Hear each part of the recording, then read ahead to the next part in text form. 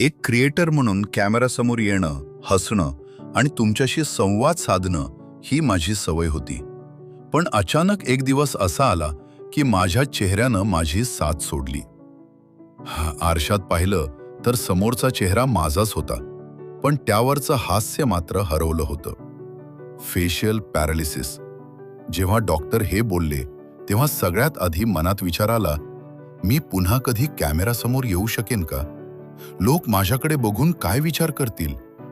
साधा शब्द उच्चारताना किंवा पाणी पितानाही कसरत करावी लागत होती. माझ्या व्यक्त होण्याचं माध्यमच माझ्यापासून हिरावून घेतलं गेलं होतं. पण मी ठरवलं, हे माझं खरं रूप नाहीये. ही फक्त एक तात्पुरती अडचण आहे. औषधोपचार, तासनतास केलेले व्यायाम आणि सगळ्यात महत्त्वाचं म्हणजे स्वतःवरचा विश्वास, यामुळे हळूहळू चमत्कार घडू लागला.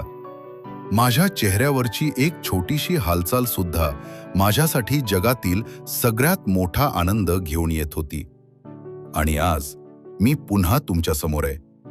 कदाचित माझं हास्य पूर्वीसारखं 100% नसेलही, पण त्यात आज पूर्वीपेक्षा जास्त ताकद आणि अनुभव आहे. मी शिकलो की आपलं सौंदर्य हे फक्त चेहऱ्याच्या हालचालीत नसतं, तर ते आपल्या लढण्याच्या वृत्तीत असतं. जर तुम्हाला किंवा तुमच्या ओळखीच्या कोणालाही अशा परिस्थितीला सामोरं जावं लागत असेल तर घाबरू नका. वेळ लागेल, पण सगळं ठीक होतं.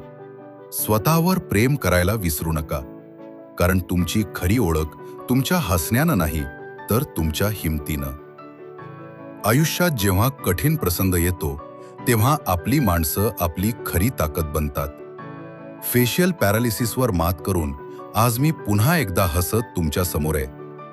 या प्रवासात सावलीसारखी सोबत देणारी माझी पत्नी, खंबीरपणे पाठीशी उभे राहणारे माझे आई बाबा, नेहमी प्रोत्साहन देणारी माझी बहीण, दाजी आणि माझे मामा. तुमच्या प्रेमामुळेच मला लढण्याचं बळ मिळालं. माझ्या मोठ्या भावासारखे सांभाळणारे व पॉझिटिव्ह ठेवणारे अनूप सर आणि विशेषतः डॉक्टर करीम. तुमच्या फिजिओथेरपीनं मला हे हास्य परत मिळवून दिलं. तुम्हा सर्वांचा मी कायम ऋणी राहीन.